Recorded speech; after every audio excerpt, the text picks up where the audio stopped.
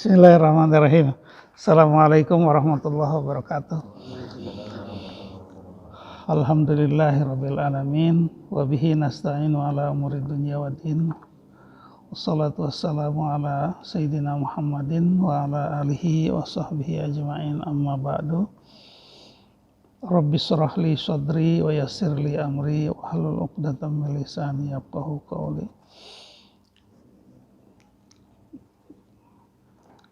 Para hadirin jamaah kajian bahasa Arab Al-Quran, kita bersyukur kepada Allah atas segala nikmat yang diberikan kepada kita. Salawat dan salam semoga dilimpahkan kepada Nabi kita Muhammad Sallallahu Alaihi Wasallam, pada keluarganya, sahabatnya, dan para pengikutnya yang setia menjalankan ajaran agamanya.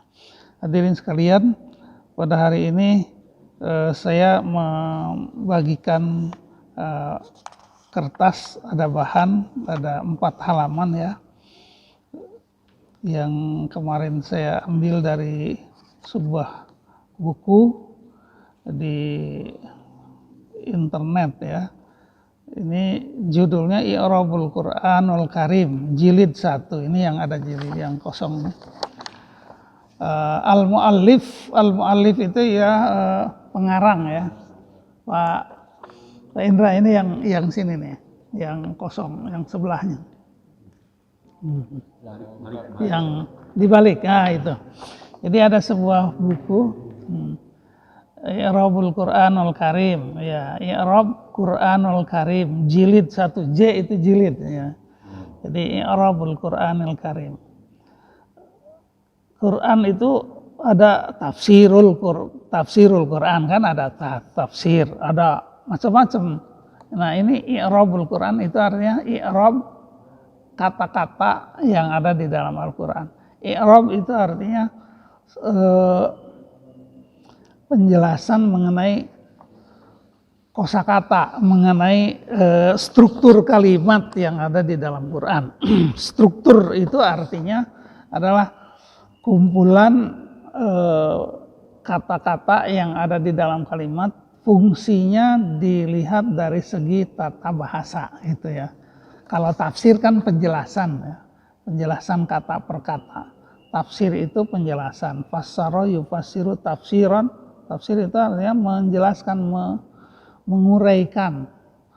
menguraikan atau memberi makna-makna tambahan dari sebuah kata. Kalau i'rab itu menjelaskan posisi kalimat, posisi kata di dalam sebuah kalimat. Apakah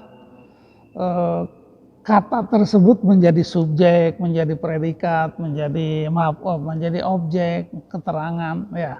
Jadi i'rab sekaligus bunyinya gitu. Bunyi huruf akhir ya. Bunyi akhir dari setiap kata itu ada aturannya.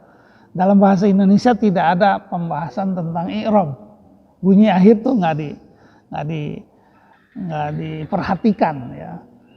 Ya, karena struktur bahasa Indonesia itu sangat sederhana ya, sangat sederhana. Walaupun orang asing mempelajari bahasa Indonesia ya susah juga karena berhubungan dengan tradisi ya. Setiap bahasa punya ciri khasnya. Bahasa Inggris mungkin ada bunyi ya.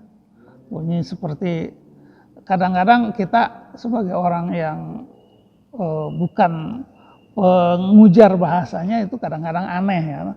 Kadang-kadang dibaca A kan, bus dibacanya busway, padahal tulisannya busway gitu. Kadang-kadang seperti kepercayaan trust ya, ada trust, padahal tulisannya terus tapi dibacanya trust. Banyak, jadi keunikan itu memang ada di setiap bahasa. Nah bahasa Arab juga seperti itu, jadi ada i'rabnya. Bunyi akhir itu ternyata diatur di dalam bahasa Arab. Bismillahirrahmanirrahim ya gitu kan, jadi bunyi i. Alhamdulillahirabbil alamin, Rahmanir Rahim, Maliki Yaumiddin. Jadi itu bunyi akhir itu apalagi Quran ya. Quran itu punya nilai sastra yang indah gitu. Bunyinya itu indah. Ditambah dengan irama yang baik, jadi terdengarnya itu nyaman gitu, mendengarkan orang yang mendengarkan. Nah, kalau i'rab itu membahas mengapa ini dibaca A, mengapa ini dibaca I dan U.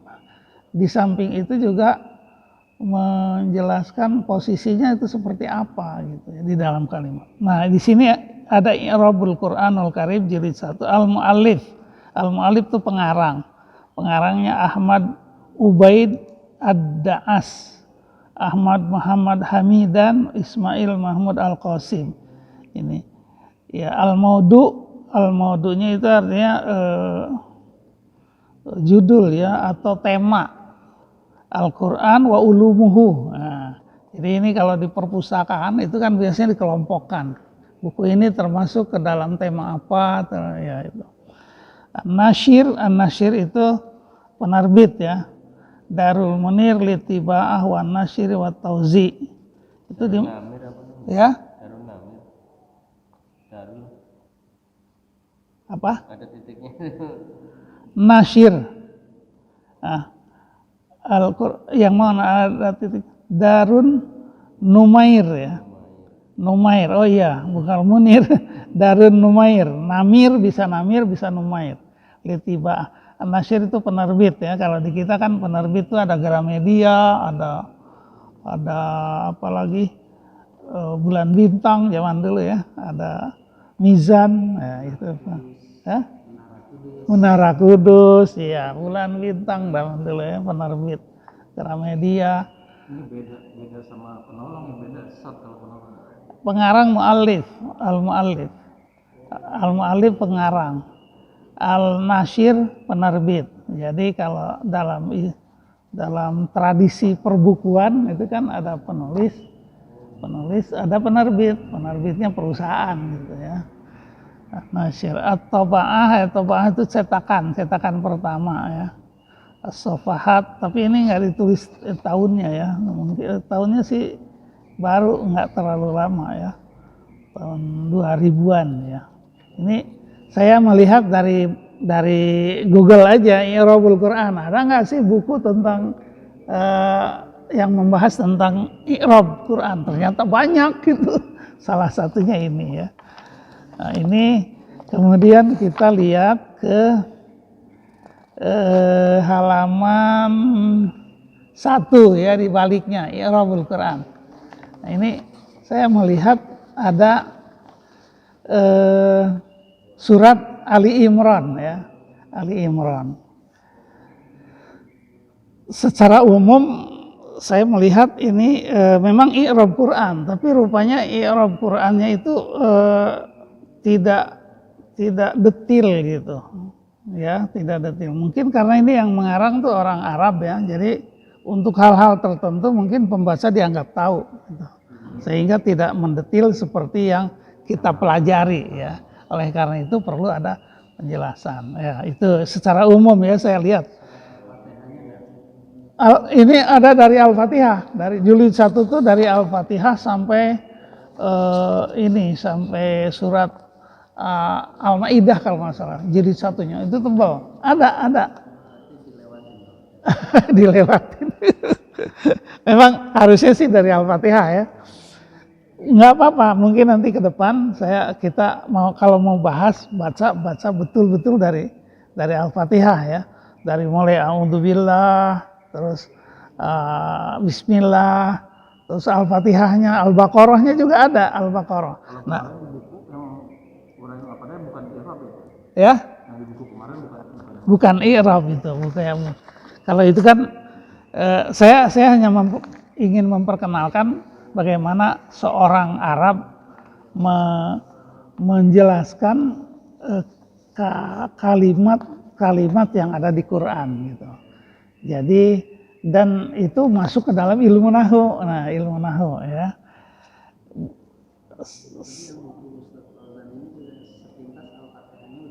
Udah ada, makanya itu Al-Fatihahnya udah ada. Jadi modelnya seperti ini juga. kalau kita baca nanti Al-Fatihahnya sama kayak model ini. Hanya mungkin kan ada penjelasan-penjelasan tertentu yang difokuskan ya. I'rabul Quran. Kita hanya melihat sepintas saja bagaimana Al-Quran itu dijelaskan oleh seorang ilmu bahasa ya. Ada Quran itu yang diulang-ulang kan, kalimat-kalimat itu yang diulang-ulang. Contoh di sini surat Ali Imran, Alif Lam Mim ya. Kan di sini ayat 1 sampai 4 ya dijelaskan, dikelompokkan, terus dibahas gitu. Nanti 5 sampai sekian dibahas lagi gitu. Nah, kita akan bacakan dulu. Alif Bismillahirrahmanirrahim. Alif Lam Mim. Allahu la ilaha illahu hayyul qayyum. Itu ayat kedua ya. Ayat pertamanya Alif Lam Mim. Ayat keduanya Allahu la ilaha illahu hayyul qayyum. Ayat ketiganya Nazzala 'alaikal kitaba bil haqqi musaddiqan lima bayna yadayhi wa anzala at-taurata wal injil. Itu ayat 3. Ayat 4-nya min qablu hudan linnas wa anzalal furqan.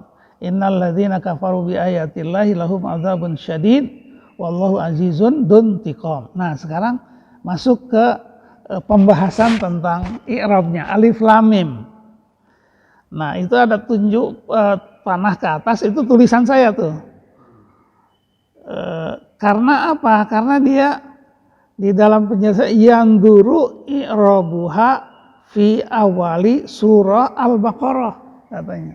Jadi pembaca disuruh melihat i'rab Alif Lam Mim ini di dalam awal surat Al-Baqarah. Nah, gitu. Karena sama Alif Lam Mim, banyak kan Alif Lam. Jadi si pengarang itu tidak menjelaskan lagi karena mungkin udah berulang-ulang. Nah, sekarang karena itu hanya sedikit, jadi saya tulis nih. Alif Lam Mim itu menurut ahli i'rab hurufun muqatta'atun. Jadi saya cari di awal surat Al-Baqarah di buku ini juga. Saya cari di awal surat Al-Baqarah, ternyata Alif Lam Mim itu menurut ahli bahasa hurufun muqatta'atun. Ya, muqatta'ah itu huruf yang dipotong-potong, maksudnya yang digabung ya. Potongan huruf ya, potongan kata kan alif, lam dan mim. La mahallalaha minal i'rab. Jadi i'rabnya tidak ada. Tidak dijelaskan. Nah, di sini ada au. Au khobarun, khobar limubtada'in mahdufin, itu tulisan saya tuh. Atau Alif Lam Mim itu dia posisinya dalam segi tata bahasa itu khobar. Khobar dari mubtada yang dibuang. Jadi subjek predikat dari subjek yang dibuang, subjek yang nggak ada. Mahduf ya. Takdiruhu ya, takdiruhu itu artinya kalau dilahirkan, kalau ditampilkan itu hadhihi Alif Lam Mim katanya gitu ya. Hadhihi Alif Lam Mim, ini adalah Alif Lam Mim. Ya udah, pokoknya seperti itu ya. Jadi Alif Lam Mim itu untuk menyatakan huruf yang dipotong-potong ya, huruf potongan huruf muqatta'ah. Jadi qata'ah itu kan motong ya. Ya, qata'ah, huruf yang ditentukan ya, seperti itu. Nggak ada i'rabnya gitu, nggak ada kedudukannya. Atau kalau mau dicari pun dia itu menjadi predikat, menjadi khobar dari mubtada. Hadhihi Alif Lam Mim. Nah, itu ya. Jadi pertama dia menyuruh pembaca untuk kembali merujuk ke Al-Baqarah. Ya. Terus masuk sekarang. Allahu la ilaha illahu al-hayyul qayyum. Nah, sekarang itu juga ternyata tidak sekali di Quran tuh, banyak ya. Wa yanzuru i'rabuha fi ayatin 255, sebetulnya ini 255 Al-Baqarah. Ayat kursi ini, ayat kursi itu Al-Baqarah 255 ya. Nah, jadi karena ini mungkin bukan yang sekali ya, ini ada surat Al-Baqarah, ada di surat Al-Baqarah. Yang duru i'rabuha ya, jadi yundoru bisa dilihat ya, yundoru i'rabuha dapat dilihat i'rabnya fil ayati 255. Jadi 254 ternyata bukan itu. Jadi mungkin ada kesalahan, ternyata ini ayat Al-Baqarah surat ayat kursi itu 255. Jadi nah kemudian di situ ada petunjuk tulisan saya, lihat sebelah. Nah, setelah itu saya cari Al-Baqarah tuh. Al-Baqarah 255. Nah, itu ada di halaman 2 nih. Nah, surat Al-Baqarah tuh halaman 2. Nah, di situ ternyata itu memang 255 bukan 54, 254 ya. Nah, baris ketiga dari ayat atas itu kan ada Allahu la ilaha illa huwal hayyul qayyum la ta'khudhuhu sinatun wa la naum. Ternyata itu ayat kursi ya, 255 itu. Nah, tapi kemudian yang perlu dilihat adalah penjelasan dari ayat kursi ini. Allah, nah, yang di bawahnya ya. Setelah ayat kursi itu ada penjelasan Allah. Allahu lafdzul jalalah. Nah, Allahu lafdzul jalalah. Surat Al-Baqarahnya kita lihat ya. Jadi untuk menjelaskan Allahu la ilaha illahu al hayyul qayyum itu ternyata ada di halaman 2. Lafdzul jalalah itu Allah lafdzul jalalah. Pokoknya Allah itu sebuah kata yang merujuk kepada nama Allah. Ya udah Allah ya. Mubtada. Nah, itu Allah mubtada. Subjek. La itu nafiyah lil jinsi. Nah, la itu namanya la nafi. La itu artinya kan tidak ada ya. Nafiyah lil jinsi. Ilaha ismuha. Ilaha, la ilaha. Nah, ilaha itu sebuah isim ya. Tetapi dibaca mansub. Bukan la ilahu, tapi la ilaha. Ternyata la nafi itu yang disebut nafi lil jinsi. Nah, isim atau kata yang terletak setelah la itu selalu mansub. Contohnya la haula wala quwata illa, bukan la haulun wala quwatun atau la haulin wala quwatin, la haula kan. Nah, itu juga la ilaha. Jadi karena ada la, maka ilah itu harus ilaha, bukan ilahu atau ilahi gitu. Jadi sebuah kata yang terletak setelah la nafi, la nafiyatun lil jinsi itu mansub. Nah, itu isi mansub ya. La haula wala quwata.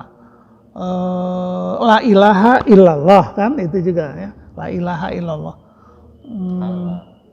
La apa lagi itu? Asyhadu an la ilaha illallah. La haula wala quwata.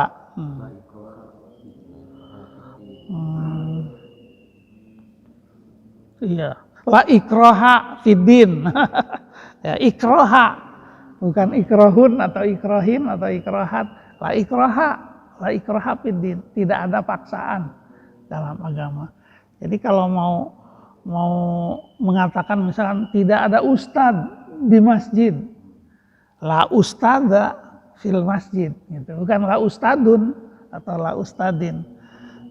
Tidak ada imam di masjid, la imama fil masjid, karena la-nya itu mempengaruhi kata benda yang sesudahnya. La haula wala quwata, la ilaha illallah. Jadi Allah itu lafdzul jalal itu mubtada, la nafiyah lil jinsi, ilaha ismuha. Maksudnya ismuha itu isim dari la, karena la itu seperti inna, dia mempunyai isim. Jadi kata setelah la itu disebut isim dari la. Ya. La haula, la ilaha illallah, la rasula, ya, la rajula, la ma'buda illallah gitu kan. La ma'buda illallah. Ya. La haula wala quwata. Illa itu kemudian adatul hasrin. Illa itu kecuali kan. Illa itu untuk memberi pengecualian. Beda dengan ila kalau nggak ada tasdidnya kan. Kalau ila itu ke huruf jar. Makanya itu harus benar ya. Kalau asyhadu alla ilaha illallah gitu. Nah, begitu tidak ada tasdid maka artinya jadi berbeda, jadi huruf jar ya. Padahal illa itu adalah huruf hasr. Huruf hasr itu adalah yang mengandung arti kecuali. Ya. Jadi tasdidnya harus jelas, illa bukan ila. Nah, kalau ila itu ke artinya kan. Jadi huruf jar. Kalau tidak menggunakan tasdid maka itu berarti ila. Ila itu artinya kepada. Padahal yang dimaksud di sini kecuali. Ya, jadi beda kan. Makanya harus benar. Illa ya, illa adatu hasrin. Huwa. Nah, kan Allahu la ilaha illa huwa. Nah, huwanya itu apa? Badal min mahalin la wa ismuha. Ya, jadi Allahu la ilaha illa huwa. Ya. La wa ismuha. Wal jumlatu khobarul mubtada. Jadi illa huwanya itu ya, itu menjadi la ilaha illa huwa itu semuanya itu menjadi khobar dari mubtada Allahu. Jadi kalau mau kita mengatakan terjemahannya Allah ialah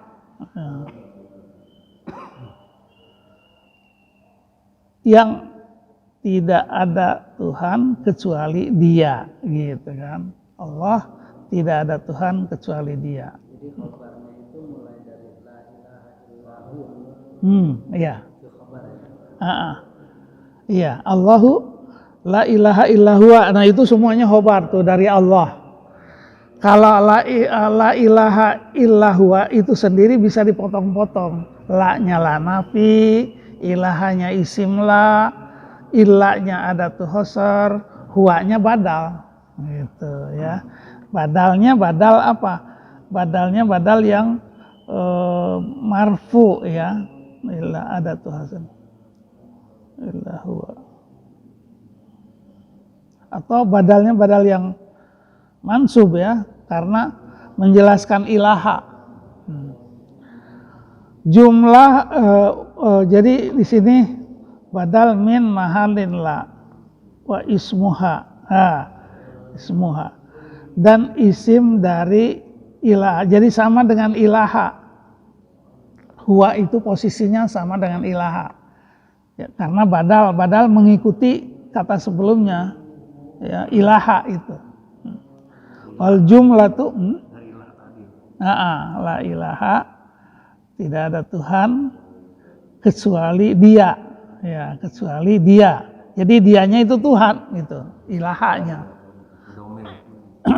Huwa domir merujuk kepada ilah. Jadi dia badal. Badal itu menjelaskan kata sebelumnya. Kata sebelumnya apa?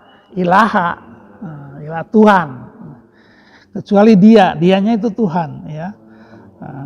Kemudian jual jumlatu itu artinya keseluruhan dari la, ilaha, illa dan huwa itu menjadi khobar dari kata Allah, gitu kan. Jadi begitu penjelasan nahunya seperti itu ya. Allahu la ilaha illa huwal hayyu. Nah, sekarang al-hayyu. Al-hayyu itu khobarun sanin. Khobar yang kedua. Jadi khobar itu bisa 2, bisa 3 ya. Jadi sebuah kata itu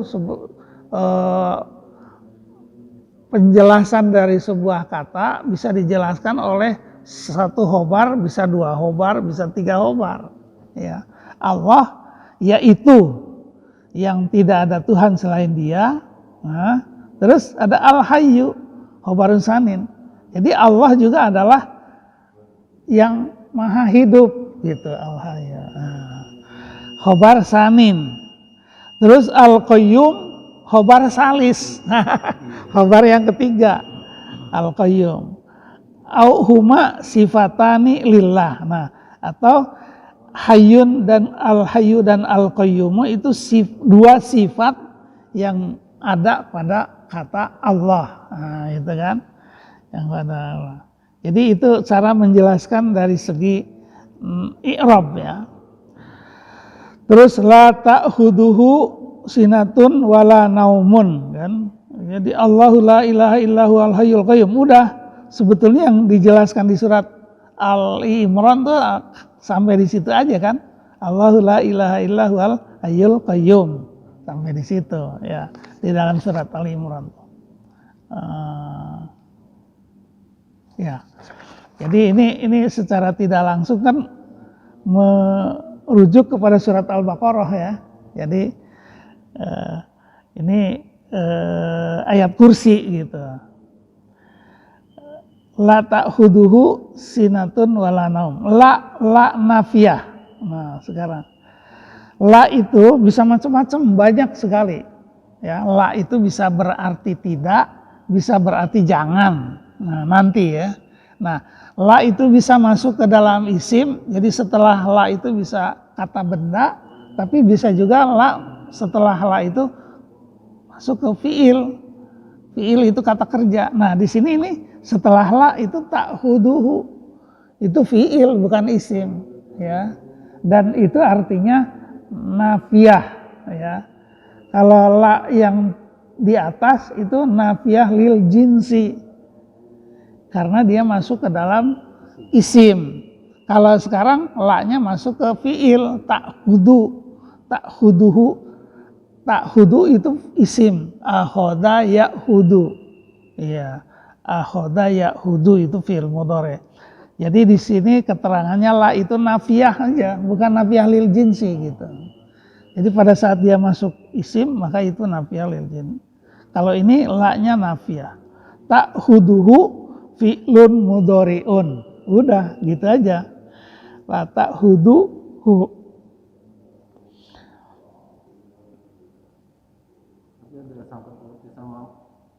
Akhirnya nggak Pak? Iya.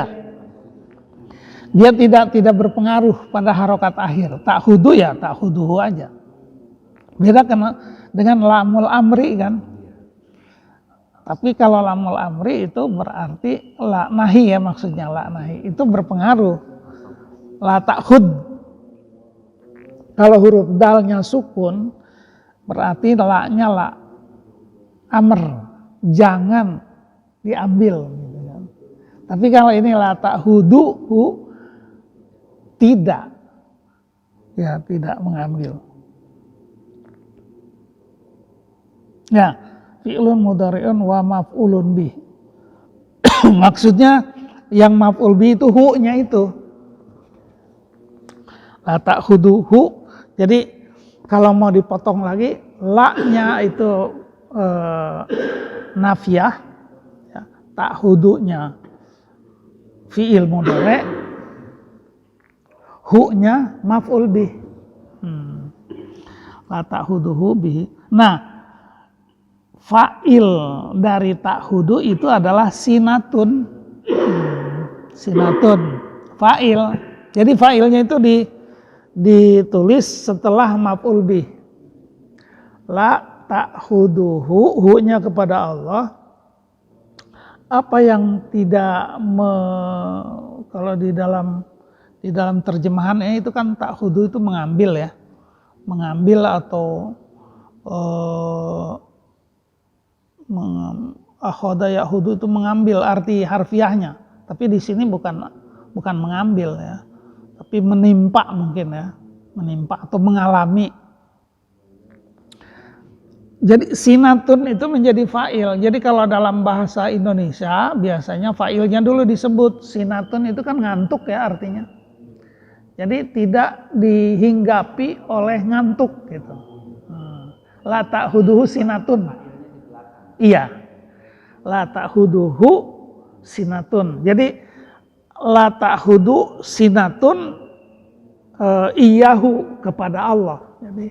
Jadi kalau bahasa Indonesianya rasa kantuk itu tidak pernah menimpa Allah gitu ya. La ta'khuduhu sinatun ya.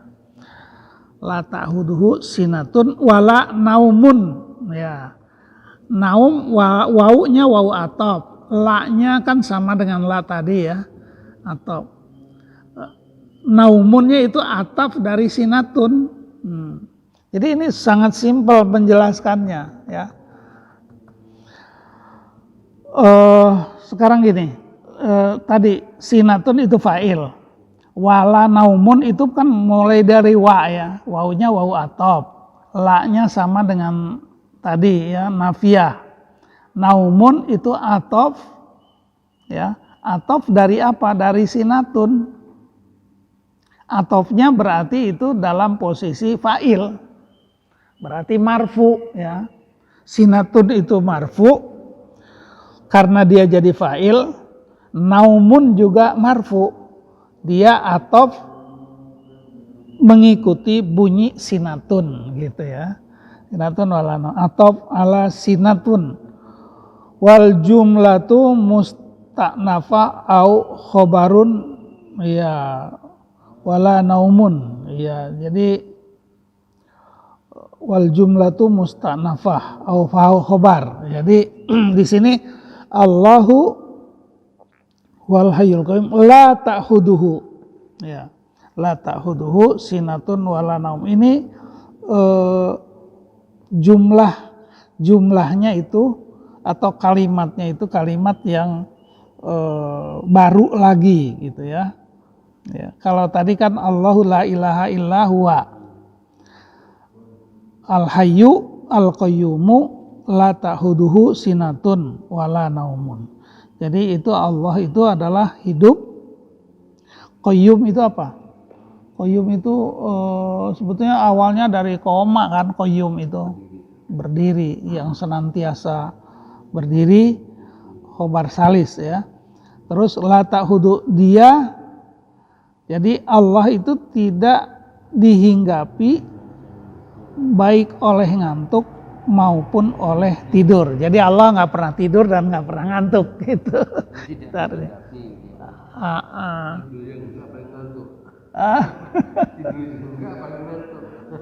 Tidur aja enggak, apalagi ngantuk. Kalau kita kan itu bedanya kita dengan Allah.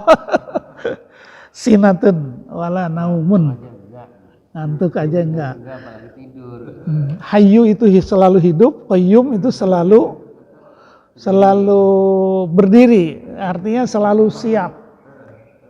Kenapa? Sakit. Iya. Jadi ini al-khabar. Lahu muta'alliqani bima fi mahalli raf'in khabar muqaddam. Nah, ini juga jadi mulai dari kata lahu itu kalimat lain lagi. Jadi ayat kursi itu terdiri dari potongan-potongan kalimat. Kalau nggak salah ada 9 ya. 9 potongan kalimat. Allahu la ilaha illa huwa. Nah, itu satu kalimat. Wal hayyul qayyum. Ya, udah satu kalimat tuh. Jadi diawali dengan la ilaha illa huwal hayyul qayyum. Nah, yang kedua la ta'khuduhu sinatun wala naum. Jadi ini udah 2 kalimat tuh. Jadi kalau nggak salah itu di ayat kursi itu 9. Ada kajiannya tuh ayat kursi itu. Ada 9 potongan kalimat yang terstruktur dan baik ya. Ada keterjalinan antara kalimat-kalimat tersebut. Ya, makanya ayat kursi itu sangat kaya dengan makna tentang kekuasaan Allah ya, tentang sifat-sifat Allah. Udah, mungkin sampai di sini dulu ya.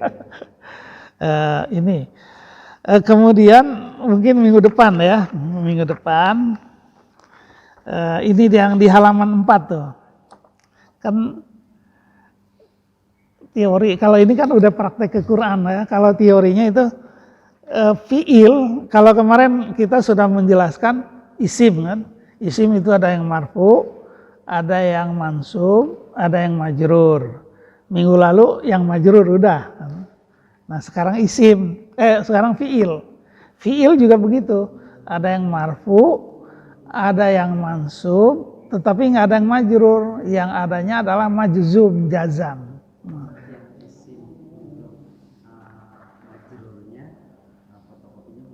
Oh iya ya, nanti saya copy. Yang majrur, karena yang majrur itu sedikit ya. Majrur kan cuma tiga jenis ya. Majrur dengan huruf jar, majrur dengan idofat, majrur dengan huruf jar atau majrur dengan idofat, atau majrur karena naat, badal dan taukid dan atof itu ya. Tiga ya. Iya. Mudhof ilaih, iya betul, mudhof ilaih. Jadi majrur itu karena huruf jar atau karena mudhof ilaih. Ditambah dengan yang 4 itu, yang 4 tabi'ah itu. Jadi 7 posisinya isim majrur. Baik.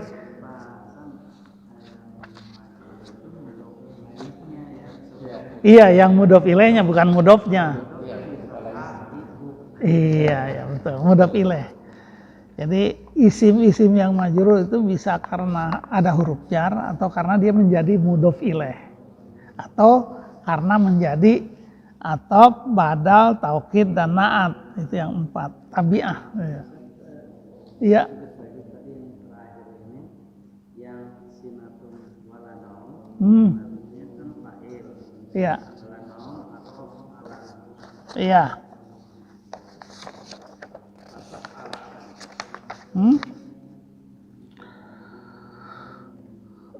Wala naum atof ala sinatun, jadi dia mengikuti bunyi dari kata sinatun.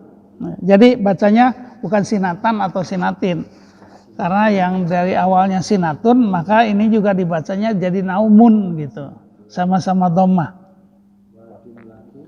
Wal jumlatu musta'nafah au khobar. Jadi kalimat la ta'khuduhu sinatun wala naum itu bisa tersendiri, mustanafah itu bisa kalimat baru, atau bisa juga jadi khobar dari Allah juga gitu. Jadi khobar yang keempat berarti. Kalau kita merujuknya kepada Allah kan. Allah itu khobar pertama, la ilaha illahua itu khobar pertama. Al-hayyu itu khobar kedua. Al-qayyumu khobar ketiga. Nah, la ta'khuduhu sinatun wala naum bisa dijadikan itu kalimat tersendiri atau bisa juga itu menjadi khobar lagi. Khobar keempat dari kata Allah. Sebab itu kan penjelasan tentang sifat Allah. Iya, betul. Iya. Jadi kalau istilahnya itu setelah Illahul hayyul qayyum itu bisa koma, bisa titik. Kalau itu diberi titik, berarti la ta'khuduhu sinatun wala naum itu kalimat baru gitu. Kalau itu dianggap koma, maka la ta'khuduhu sinatun wala naum itu kelanjutan dari penjelasan sifat Allah. Begitu ya. Jadi ini kan struktur kalimat. Jadi logika kalau kalimat itu. Logika berpikir dari sebuah ujaran, dari sebuah kalimat, strukturnya seperti itu. Nah, itulah ilmu nahu, i'rab ya. Demikian untuk hari ini saya kira dicukupkan mengenai i'rabul Quran dan mengenai awal dari surat Ali Imran ya. Alif Lam Mim, Allahu la ilaha illahu al hayyul qayyum. Allahu la ilaha illahu al hayyul qayyum itu tidak hanya di surat Al-Imran, ternyata ada juga di surat Al-Baqarah ayat 255. Jadi demikian Quran itu ada ayat yang diulang-ulang dari satu. Jadi itu merupakan jalinan dari yang tidak bisa dipisahkan satu sama lain, Al-Quran itu. Demikianlah. Riwayat diulang-ulang itu Pak. Sekarang dengan ayat sekali ayat itu turun, mau apa tuh 10 diulang lagi maksudnya nambah lagi. Iya, nambah lagi. Iya. Jadi demikianlah, mudah-mudahan ada manfaatnya. Syukran ala ihtimamikum. Terima kasih atas perhatian Bapak-bapak. Wal afu minkum. Wassalamualaikum warahmatullahi wabarakatuh. Ayo.